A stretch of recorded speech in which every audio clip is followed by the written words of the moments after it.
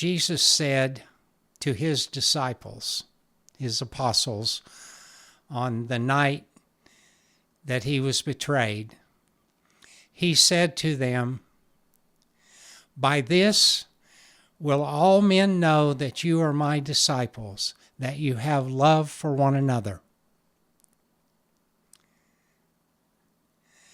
Jesus said that loving our neighbor, loving one another,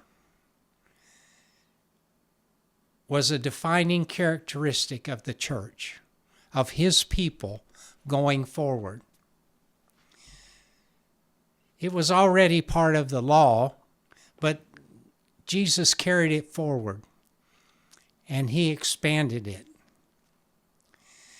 He focused, and throughout the epistles that follow, there is quite a focus on loving one another, loving our fellow Christians, loving those we go to church with, loving those who we share a Christ bond with, even though they might live across the world.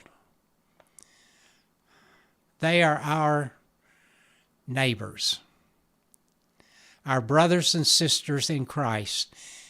And when the Apostle Paul says, love one another, be kind to one another, and any of the several dozen times he uses that expression, and Peter uses it also, he's encouraging us to live up and live out what Christ wants us to do, to not be focused on ourselves and turned inwardly, like so many of us have become in recent years, not just Christians, but here in America.